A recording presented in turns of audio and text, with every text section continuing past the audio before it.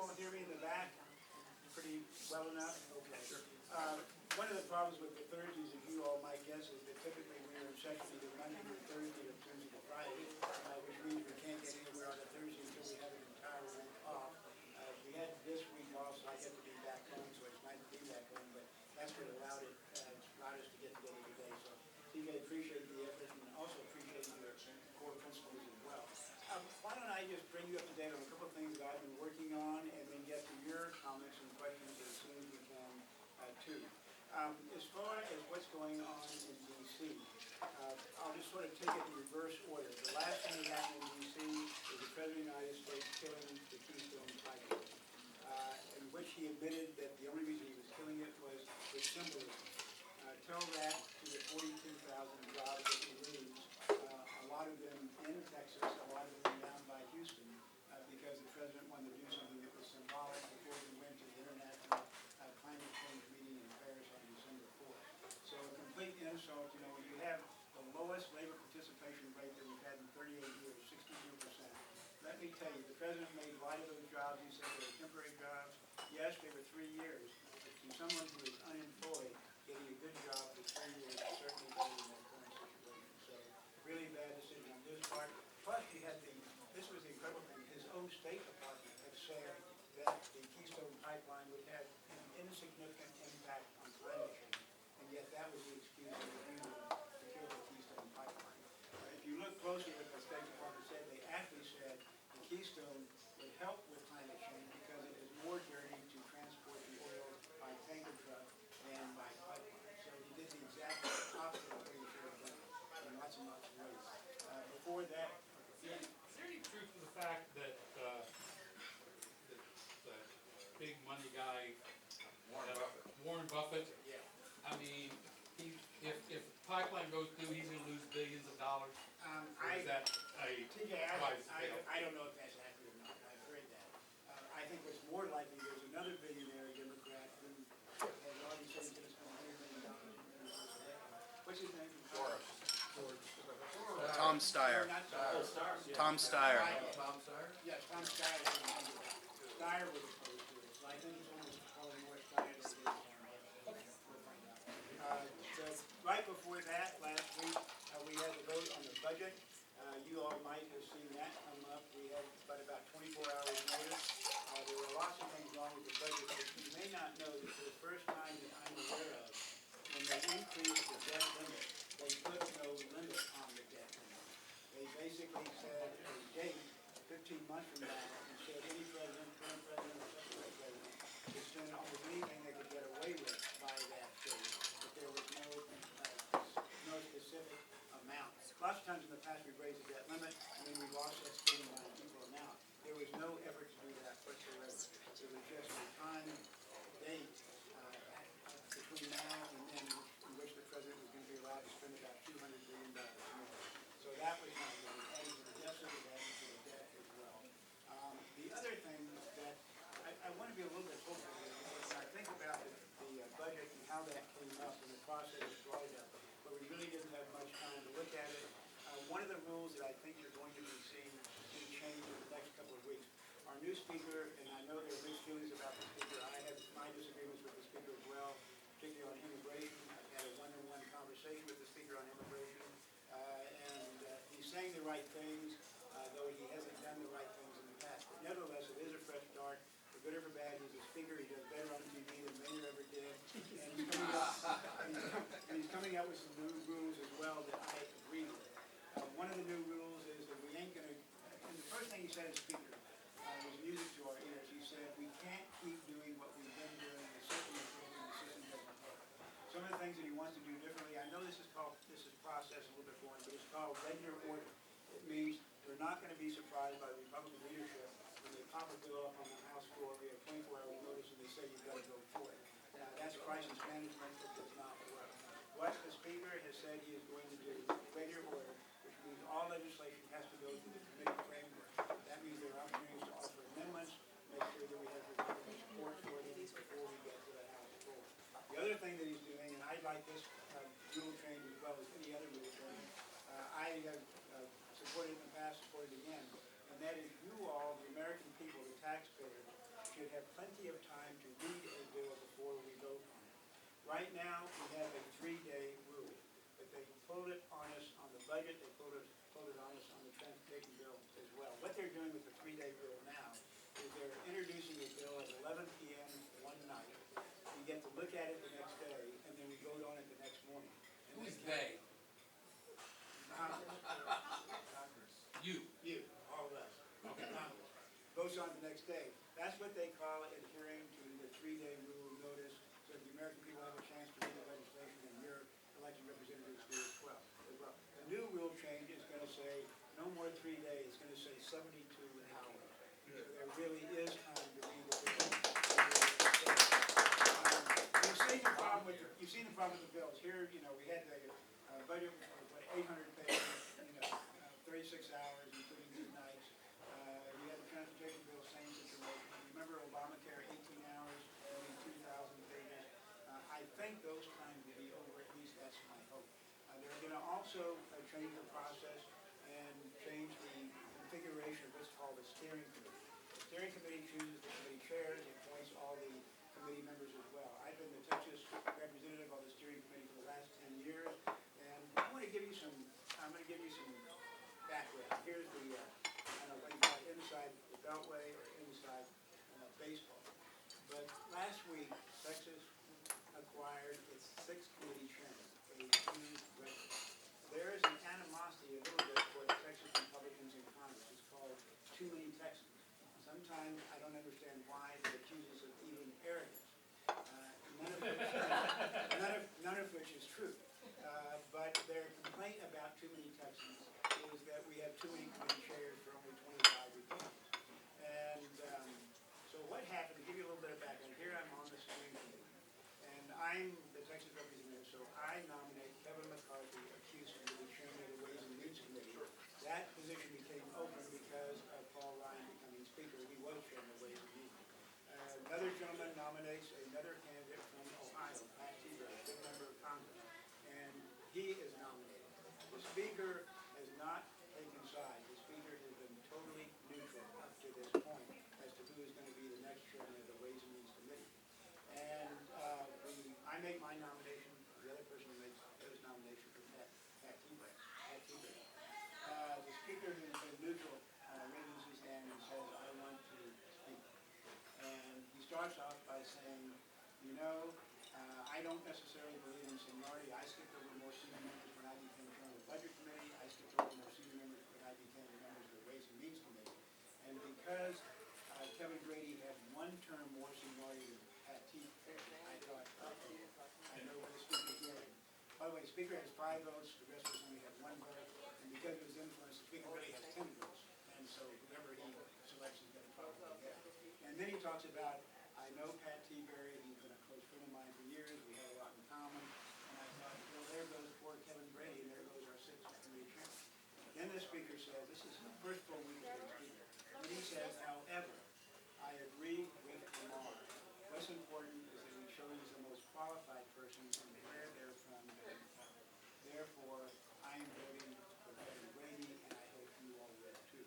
All the speakers we had lined up for Kevin Grady at that point thought, I don't need to say anything more now, and we had a vote and Kevin Grady became chairman. So the speaker helped us elect the right person for a very key committee post. The reason that Ways and Means Committee is so important, that is the committee that is going to be writing the next Kevin Grady's only job for the next 3 years is to come up with a better system than we have right now.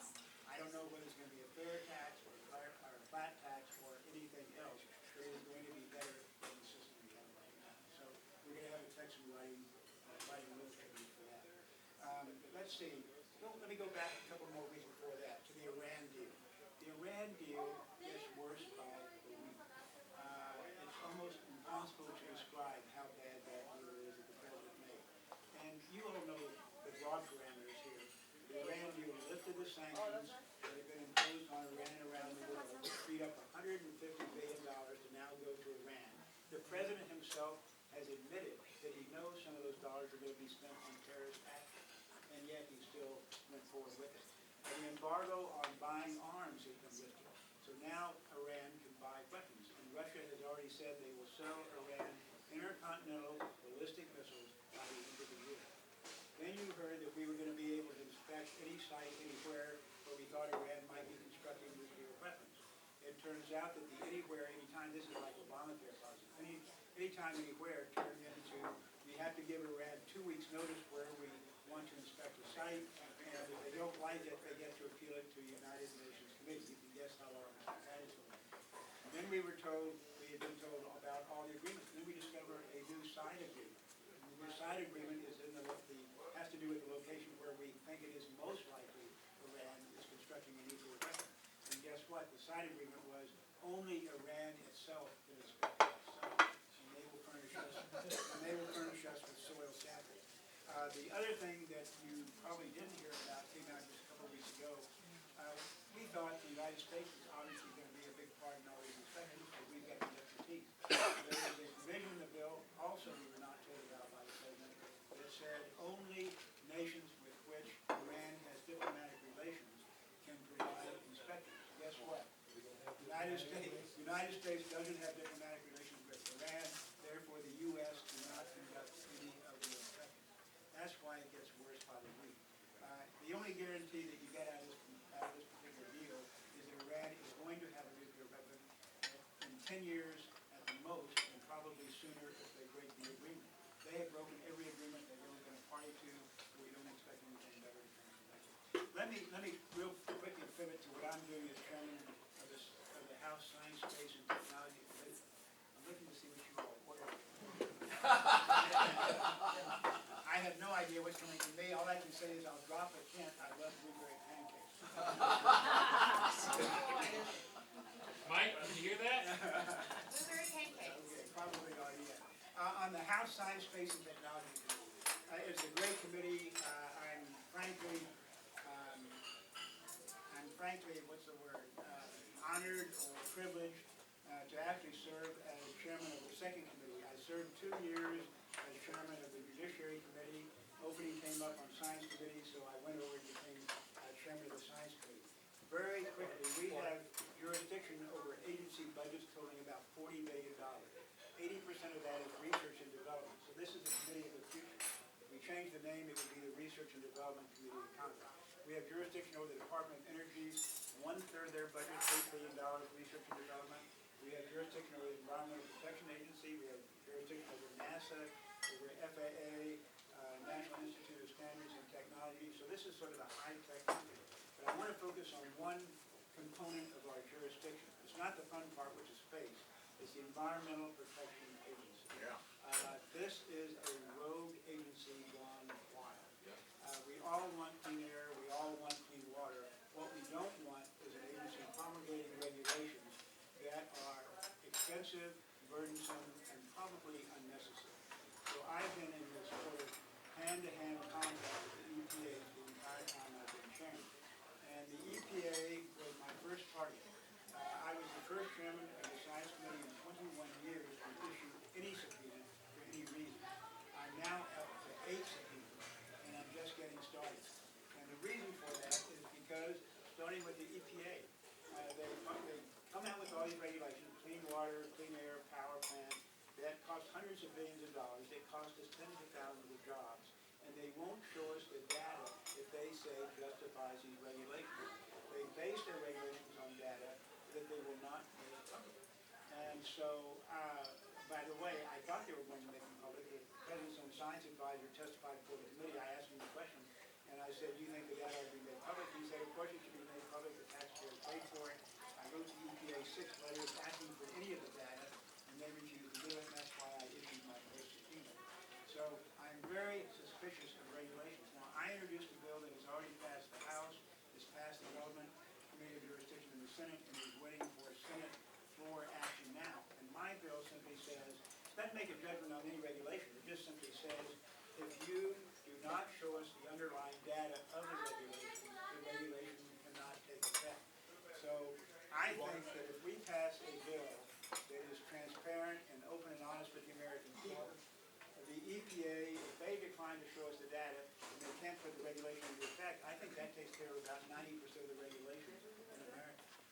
The data that they use, we know from whistleblowers, is cherry-pick data or it doesn't even exist.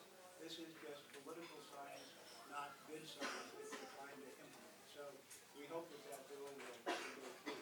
I'm also trying to save you money. The National Science Foundation spends $5 billion a year of your tax dollars, and they give it oftentimes to college professors, academics, and some research institutions. And they do a lot of good. The National Science Foundation, cutting edge, a lot of innovations, a lot of technological developments, all of which is very, very positive. But they also waste your money. And what I discovered when I started looking at all these grants, and staff has spent hundreds and hundreds of hours going through these grants, that a fairly high significant percentage of National Science Foundation grants are going to such things as $280,000 to study human set fires in New Zealand in the 1800s, tens of thousands of dollars to study lawsuits in Peru from 1500 to 1600, $300,000 to study the Turkish veil industry in the last century, tens of thousands of dollars to study fishing practices on Lake Victoria in Africa. Now that's actually a trip I would like to take, but I don't think I ought to be using your dollars to pay for my foreign provision. And on and on and on. We came up with a top 75 list of suspect grants. So I went to the National Science Foundation and said, I think every single grant should be in the national interest, and I think you should verify that it's in the national interest. I probably heard from the president of every college in America that I was interfering with academic freedom. And I said, I'm not interfering with anything. What I'm simply saying is, U.S. taxpayers' dollars should be spent in the national interest. And then I discovered that in the original founding document of the National Science Foundation, they actually use the word national interest, which they've been ignoring for the last 50 years. And so I introduced a bill that every grant by the National Science Foundation has to be in the national interest. Dr. Cordova, the head of the National Science Foundation, finally came around to agreeing with me.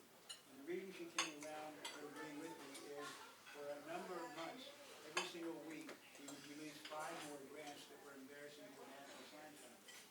And we were on the verge of getting picked up by the national talk show at night on TV. This was actually Letterman before he retired. And he was going to use the top 10 National Science Foundation grants.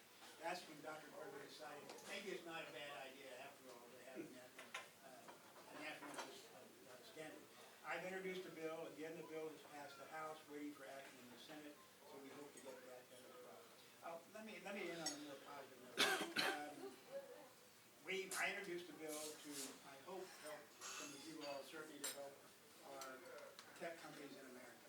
And this was a bill to expand the definition of STEM, science, technology, engineering, and math, to include computer science. If I were to ask you, STEM include computer science, you'd say, of course it does. Of course it does. Well, the STEM definition was written 20 years ago, and it did not. And so this is a bill that is going to help industry in America, and it's going to make us more competitive globally. Of the top 39 industrialized nations in the world, are you ready for this? For the top 29, the U.S. ranks 21 in science, 26 in math. We are not going to stay globally competitive if we don't encourage our young people to study these STEM subjects. So what the bill does is to provide some funds to STEM education that are already there. It's not an increase in spending, it's a reprioritization, where we pay for teacher training in computer science, we pay for scholarships for individuals who are majoring in it, and so forth.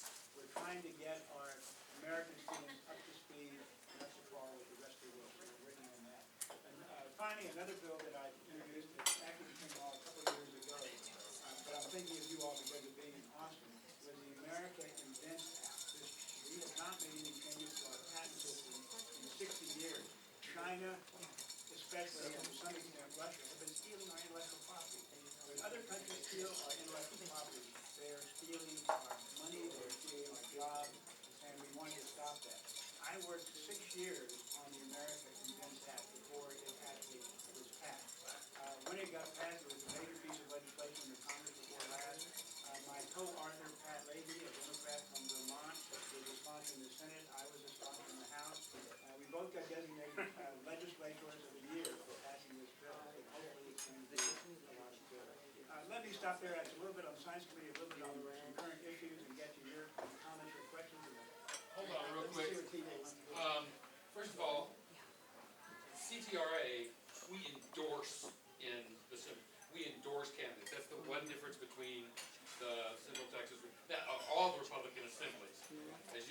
sure you're aware, we're the Central Texas Republican Assembly, then there's a Texas Republican Assembly, and then there's a National Federation of Republican Assemblies. Okay? So, on the third Thursday in January, which I think is the 19th, that's when we're actually going to endorse. And we will, and your race is one of those. Okay? So, this time I'd like to open for questions. But before I do that, we don't want gotcha questions. Okay? You can ask them hard questions, but I don't want any gotcha questions. No easy questions. No easy questions. Okay? And I've got, and as the president, I'm gonna ask the first question.